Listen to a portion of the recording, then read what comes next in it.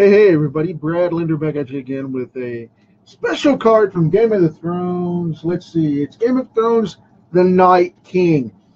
Now, I'm going to share this over with the page really quick, and we should be able to go live. It took me a few minutes because Facebook is slow tonight. Going to share this on the page and over with the channel so that everybody can see it and join us and say hi. And then I'm going to knock this bad boy out. Should be showing up there. Yay, cool. All right. Now, this one's going to be interesting because this suit is really, really gray, and I'm going to start out with it and get it done. And then I'm going to go into the flesh coloring of the actual character because right now, this has a lot of high points on it. And what I want to do is I want to base coat this just really light with a light gray here to give it the highlights as we go along. Okay, then I'm going to go in and knock the rest of it out with some darker colors and stuff, but for the most part right now I want to put in this base coat so I have my highlights.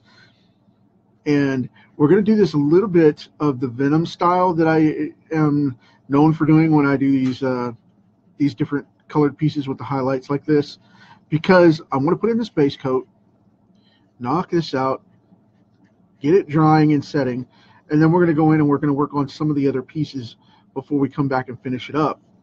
And I'm going right across these blacks. Normally I wouldn't do this, but these are set pretty good, so I don't think it's going to be a problem.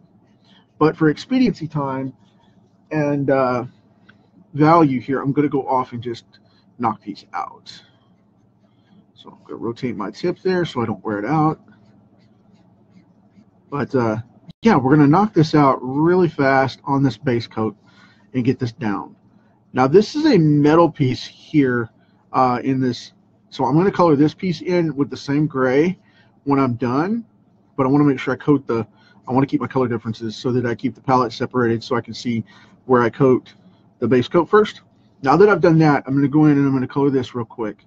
Just really quick, I'm going to base coat it. And the reason I'm going to do that is so that I can tell where everything is and that it's all colored in the way it's supposed to be. All right. Now we've got that done. So we got that one out of the way. All right. Now the next one, this is going to be interesting because what I'm going to do is I'm going to go in with this super, super light blue, which is going to be the frost color, and it's a B00, and I'm also going to go in with a B60, which has more of a violet color to it. It's got a little bit more of a purplish hue. All right, now I'm going to use these as the two prime coats for the head and the neck for his skin tone. Now I know that's going to look a little awkward at first because it's going to be like, that's purple, that's not going to look like ice. Trust me.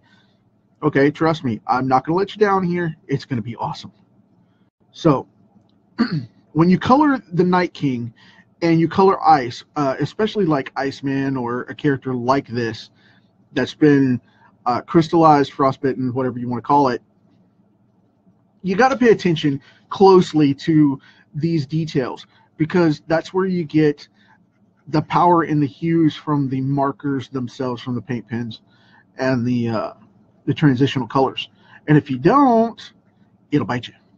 It will bite you hard because you'll make it too cartoony looking and it won't look as vibrant and consistent with what you know from the figure in the show. Okay, so pay close attention to that kind of stuff, especially when you're using the very forgiving colors of Copics, which grant those true to life color schemes that you wouldn't normally have with other characters.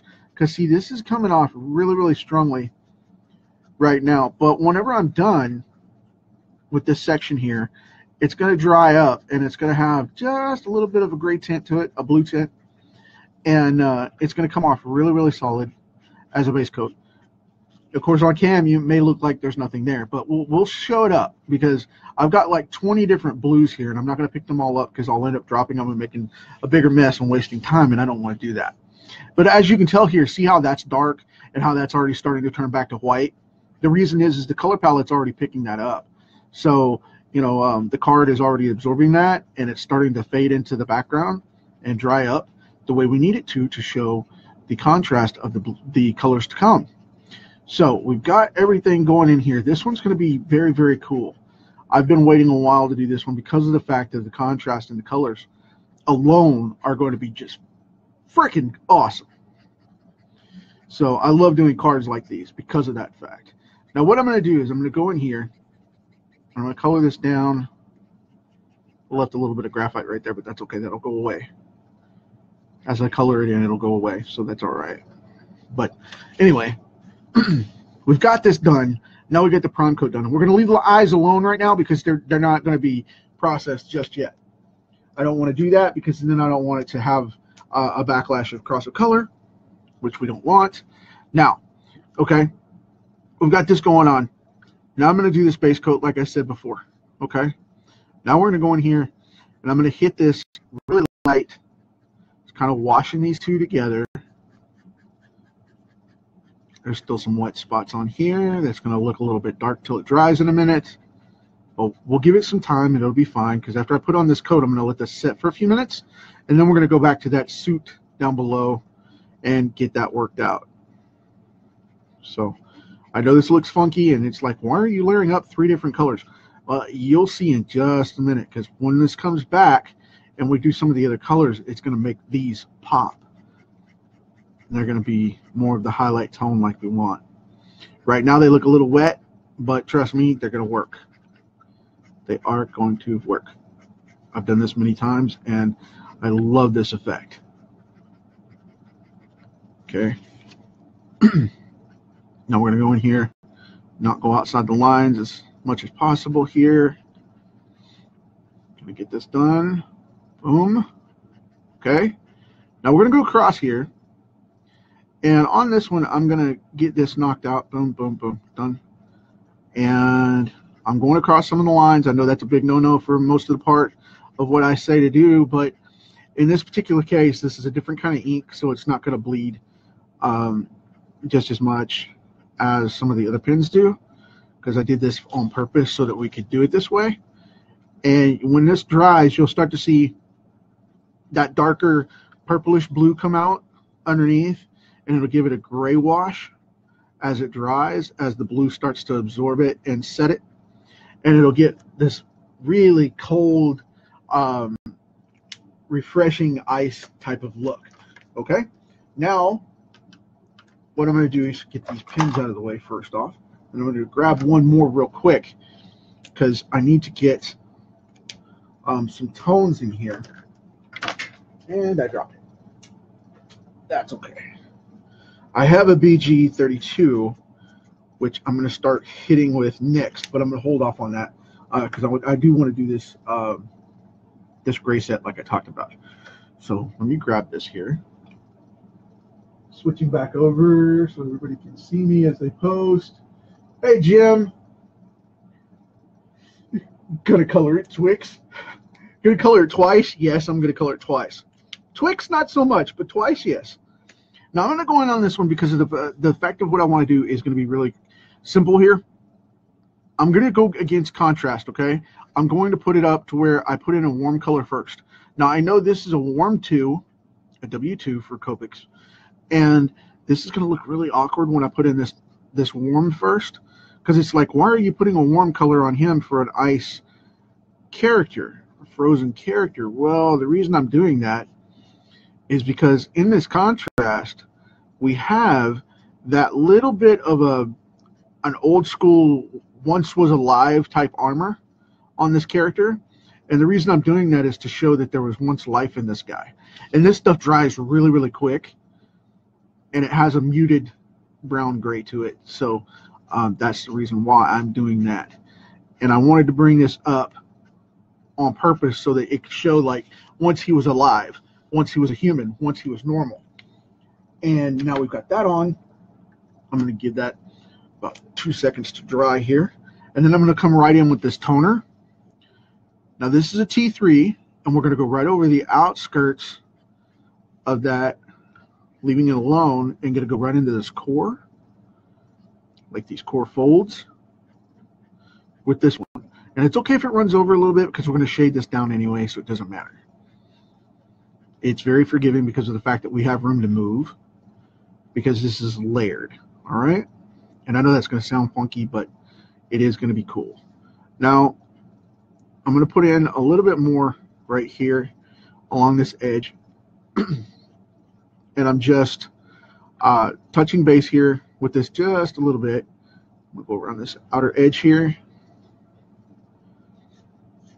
And like I said, I'm going to build this up because I know it looks funky right now, but I have to build in those highlights for the frozen spots because the armor has been exposed so long. It has these really cool white spots on them, almost white. They're off-white, but it's where the edges of the armor have actually frost bitten and turned a different color. And a lot of people like to put that in, you know, literally like edges on the ribbing of like Spider-Man or something, where they put in these little white lines and whatnot.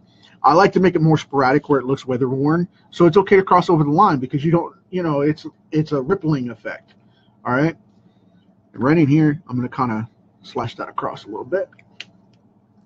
Now, I'm going to come in with this BV23, which is blue violet. This is where we're going to start to get some of the color that the show holds up, okay? Some of the hues that the show holds, where things have that grayish blue overlay tinge on them. And I'm going to tint that in just a little bit. And like I said, I'm going to leave white spots because I want to show that that worn leather frost bitten look. But I'm not going to white line every single stroke in here because that's just a pain in the butt. And it's not needed in this style to give us the same effect that we need for the show. Okay? It doesn't have to be that refined because this is supposed to be a sketch card. So I want to leave a little bit to the imagination and stimulate that way. Now, we've got that going on. And as you see this, if you go on and like Google this, you'll see this kind of stuff peeking out in the character, and it'll look a little more and more like it as we go along. And I haven't even hit the dark coats yet because of the fact that I want to make sure that this transition and gradation makes it through the card. And as you can see here, the grays have started to come in, and that purple under that warm light gray look of that purple is starting to bleed in underneath there, which that's the closest to a red that we're going to get in that color process. So now I'm just kind of filling this in a little bit and leaving those like that. And we've got one more darker coat that we're going to go for, which is an N4. This may not sound like it at the time because it's a neutral color, but this is going to be a super dark, and this is where we're going to go with it and leave it alone as far as the costume goes. Because the reason I wanted to do it this way is it adds that jolt of dark gray that we want for the rest of the suit to have that gradation we need for processing this dark gray. Now it's going to have that that washed, weathered, armored, leathery look that we want without all of that specific highlight detail, because this is going to get really dark in these sequins or segments or whatever you want to call them. I like to call them segments, but we'll see how they go. But they're layered scales like sequences or sequins. Sequins in the fabric world, it's sequins. Okay, sorry. But anyway, now I'm going to add in a little twist here that most people won't expect. Okay, I'm going to add a hard ice blue here in a few minutes.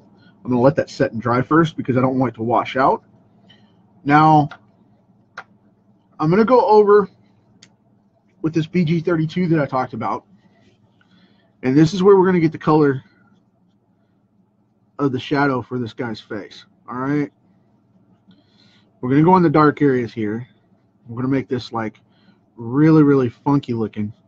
And it's like, why are you adding green? Don't add green. That's wrong color for that. So it's not. Well, there are hues of green in ice because of the way the light reflects. refraction works. A little bit of chemistry there. Let's see. Pop that in. And I'm going to put this in key areas. I'm not going to put it throughout the entire face, just in key areas. And the reason is it's going to add that faux shadow that we want for the character's skin tone for when we put in the heavier shadows of the blues. Okay? And it'll still make it look that icy effect without looking, you know, hardcore, true blue, messed up kind of, you know, it's frozen water kind of deal. And we don't want to go that far and that extreme with it. So we're going to go this route where he has some texture to his skin and his face. And we're going to pop in a little bit right there, a little bit back there. I'm trying to make into each individual piece here so that it'll look a little more organic and not just, you know, whitewashed on this one, because this is where it starts to get into the details. And, you know, that's where the devil resides in this particular piece. So we have to get all these little ice crystals formed in sections and pieces so that they don't look, they're just one color. Okay, so now we have that going on, right? And we've got the highlights in there and all that good stuff. Now we're going to go over here and I'm going to take this B52, which is a little bit grayer. Okay, it's got a little bit more gray in it. And I'm going to put in the dark undertones. This is going to make him start to look nasty. So, got that going on. Shade that pocket right there. Shade that eyelid. Come down on these ridges. I would have really liked to refine this a little more, but like I said, I left it open because it's a sketch card, and I want it to look like a sketch card. You know what I mean? I don't want it to look so overwhelming that it's a, you know, it's a finished piece. Well, no, it's not. It's a sketch card. It's supposed to be a sketch card. And that's the reason why I'm being a little sporadic with this, because of the fact that the freedom of a sketch card allows for that. I'm going to go across the bottom of this jaw here. I'm going to go underneath this lip and kind of darken both sides of that. Boom. Now we have that ridge. Right up underneath this lip here for the chin. Boom, done deal. Get down here on the bottom. Get right underneath this ridge right here. Get back over here. Get a little bit under the neck. Not too much, just a little bit, because we've got to show the shadow of the jaw, and then we want to leave the rest for the highlights, right? So we got that going on.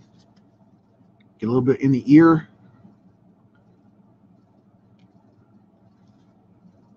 A little bit on the side of the head. And on the underside of these pieces of ice here, I want them to stay extremely light. So what I'm doing is I'm shadowing on the underside where the dark shadows would probably be. Building that up very slowly with each layer of color. And I know that sounds like a pain in the butt, and for the most part, as an artist, it is. But that's okay. It's what we got to do, right? Got to make it look like it's coming up. So you guys can see the eyes start to form, I hope, right? So we got that going on. And now I'm going to go to a blue-green one. This is a blue-green 01. This is going to add a little bit more of a watery type of look to it. So we're going to have that going on. And this takes quite a bit because this is layer after layer of this blue to make this look like ice. This is going to brighten it up just a little bit to make it look a little more liquid again, so it doesn't get overwhelmed by those dark grays. Okay. Going to add a different variation on the color skew, which I really, really dig. And it's not going to go up so far on this one because this is going to be a little bit darker. And I want this to stay on the lower areas, not up in the high shiny stuff. So this is going to stay down here in the darker stuff to make him look a little more organic down here and a little more crystallized towards the top. Put that up in the crown where his head didn't crystallize all that much and makes that front ground pop out, the foreground pop out. And now we have the BG7. Now this one's going to be the dark one for the dark spots, okay? This is going to be like crucial for the dark spots. And I'm going to be using this one like very sparingly because of the fact that I do not want to jack this up and make him look too dark. This is going to give us those funky, spooky type of highlights on this character that they're known for. It's going to give him that creepy mummy look. And like I said, I want to use this very refined, very simple, not too much at all. Very, very little of this. Because this is where the magic happens, right here. And so many people miss this, unfortunately, when they're coloring. They miss this right here because this is where the big, deep, nasty colors come out in this character. Very thin right across the bottom there just to show the shadow, and that's it. Right up underneath the lowest part of the brow here, right up in there just a little bit, just to show that edge of that eyelid kind of thing. Those creepiest, darkest shadow type of pockets are where you want to put this. Not too much at all, because those darkest and low points are the ones that shadow the deepest. Okay, so now we've got that going on, right? We got that working up. Cool deal. So he's starting to really, really crest out and get that effect going on. And like I said, I'm going to put a couple pieces up here, but I don't want to do too much on this. I want to keep this very simple. Very, very simple. Okay, cool. Now he's starting to get that ice blue look going on. Now I've got to go to the FB. This is the FBG2. This is a fluorescent color. And I love this color for the look of the eyes. And where is my... That's not it. I have to find my color here. There we go. Cool. Now I'm going to go in with this B60 again for these eyes to give them that white ice purple look like everything else has. And that's going to be the key point, okay? Thanks, Jim. I appreciate it, man. It's looking good, dude. I'm having fun with this one. Now here we go with this one, okay? I'm gonna put in that one, and I've got the B0 again. I'm gonna put in that frosted ice blue to make that look just as cold as possible. Okay. Now we're gonna add in just a little bit of this fluorescent, and it's gonna make it pop out really heavy. It's gonna make them almost look electric. And I really love this color for this, because I'm going to go all the way around on the iris here. I'm going to darken that up a little bit more. And I'm going to go across here on this eyeball to make it shine out. And then we're going to go back and put this green. I'm going to give it a little bit more of a liquid color so it gets that icy effect. Okay. So that's got that going on. And now, right inside the core of the eye, I'm going to take this fluorescent blue again and go right back over that and darken it up on that eyeball, that iris, just a little bit. And as it goes in, it's going to get richer and richer and brighter and brighter. Okay. Now I've got this funky bright blue. It's a B45. I'm going to go right back over that and make it pop up even more. Okay. Now that'll give him that icy stare that we want. Then we go back to the warm 2. I'm going to give this kind of a venom effect here, where I color the core and leave the edges white.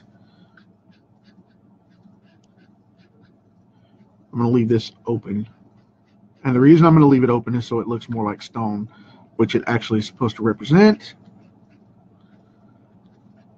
And I want it to have that lighter effect because it's a lighter material. And then because it's frostbitten, I'm going to give it a nice funky green overcoat to make it look like it's been weathered in the ice and the moisture, and like it's patinaed like it should be for the character. This is going to be fun. Cool freaking deal. All right, now because of the background being what it is, with him being the Night King and all that, I'm going to go right in here on top of this, right next to the line work with this one. It is a BG32. It's got kind of an aqua color to it. So what I'm going to do is I'm going to go in here and I'm going to put in all this great colored gradation, and then I'm going to go back in over the blue-gray and darken it up to make it look like the mist that he has on the show. And how we get that is 2 more colors. To paint that is a little different, but it does work and it does show up just fine. So you have to start with the brightest color first, and then you paint the hues down from there, and that adds that night effect. So with this one, we'll get this in really heavy. Go this way with the other side of the tip here so I don't wear it out. Cool deal. Yeah, it's already starting to take that look. And HBO's done a great job with this character. I'm really pleased with the way it comes out. Now I need, where is it? Need my B45 here. Now this one's going to be awkward because I'm going to kind of brush this in, but I'm not going to totally saturate it, and I'm going to leave a lip. And I'm going to leave a really rough lip at that. And when I say I'm going to leave a lip, that means I'm leaving an edge close to the character, but I'm not going to color right up next to him because I want the high points to contrast. So that's the reason I'm doing it like this. And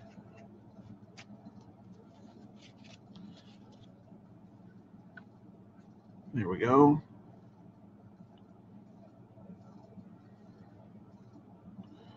Roughen up these edges a little bit so it doesn't look like I'm outlining him as much.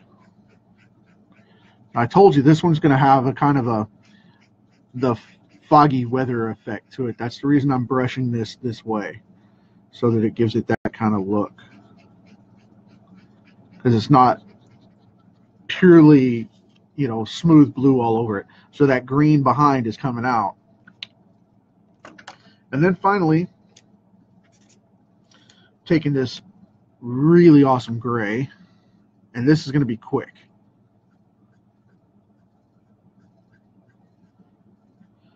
I'm giving light strokes here because of the fact that I do not want that much of that down at all, just a touch of it to mix into the color, and that's it. Moving on.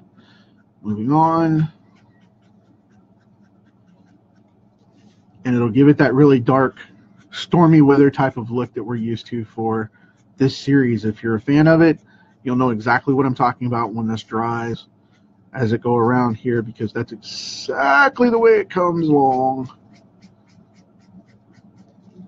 A lot of blue and green coming through that to give us that really cool effect. And right in here in the core of this, I think I'm going to darken this up just a little bit more. I don't want to wash it out, but what I want to do is add a little more color to it so that it matches up to the stone just a little bit more. Make it a little grittier. There we go. Cool deal. And there we go, folks. 20 markers later, We have the Night King from HBO's Game of Thrones. Hope you dig it. This is another one down for the night. I hope it's really cool. Let me set this off on the white so you guys can really see it. I hope that shows up really well. And with that said, that's another one. I will talk to you guys tomorrow. And as always, you know how we end these things. Be nice.